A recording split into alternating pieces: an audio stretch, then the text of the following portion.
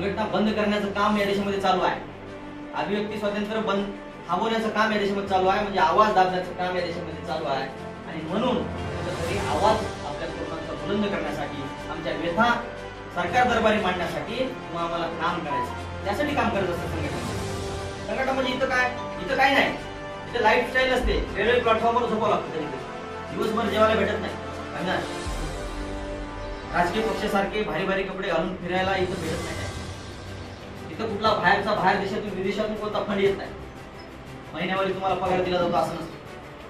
स्वतःचा पैसा खर्च करायचा, स्वतःच्या पोटाला पीळ द्यायचं आणि उपेक्षित वंचित गोरगरीब लोकांच्या व्यथा मांडायचं आणि त्याचा आवाज बनून आपण उभा राहायचं. त्यासाठी असं संघटनेत काम करायचं. दररोज हजारो ठिकाणी अन्याय होतात, दररोज अन्याय होतात. कोणी आवाज उचलत, त्याचा आवाज ज्यांनी आवाज उचलला त्याचा आवाज दाबला जातो आणि ते कुठं आपलं थोडं बहुत कळते की बाबा फलान ठिकाणी अन्याय. दिल्ली सारख्या ठिकाणी संविधानाचे प्रत जाळल्या जातात. ताकद कुठून येते या लोकांना? ज्या संविधानावर देश चालू आहे त्या संविधानाच्या प्रति दिल्लीच्या ठिकाणी, म्हणजे देशाचे कॅपिटल असलेलं आहे शहर, देशाचं कॅपिटल आहे, राजधानी आहे, त्या ठिकाणी चालत आहे. म्हणजे ही ताकद कुठून येते? कुठून तरी छुपी ताकद त्यांना पाठिंबा देते ना, म्हणून तेवढी हिंमत होती. आणि ज्या देशाचं संविधान यामध्ये लागू आहे, देशामध्ये संविधानावर देश चालतो, सिस्टम चालतं, पूर्ण देश चालतो, त्या देशाचं चालणारा जो पवित्र ग्रंथ आहे, त्या ग्रंथात असेल तर दुर्दैव आहे का नाही? तुम्हाला आम्हाला शांत बसून राहावं लागेल, जमल का? नाही जमणार.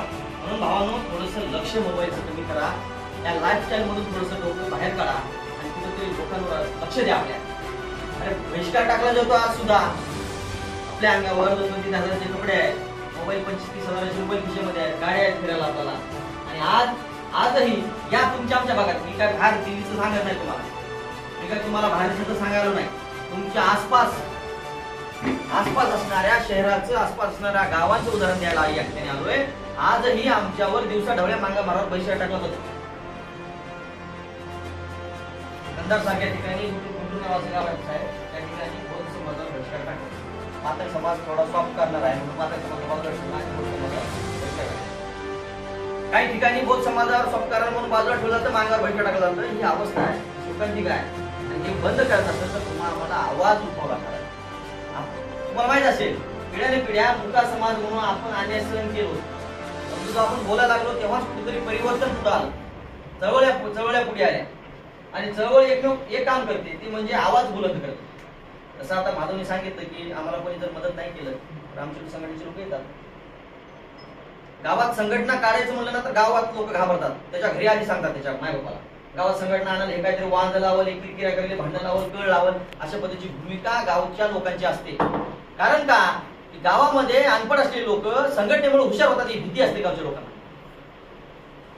इथं पिढ्याने पिढ्यापासून मक्तेदारी असणारे लोक असतात, गुत्तेदार असतात, मांगाचे गुत्तेदार, म्हाराचे गुत्तेदार, चांबाराचे गुत्तेदार, भवाराचे गुत्तेदार, भलाराचे गुत्तेदार.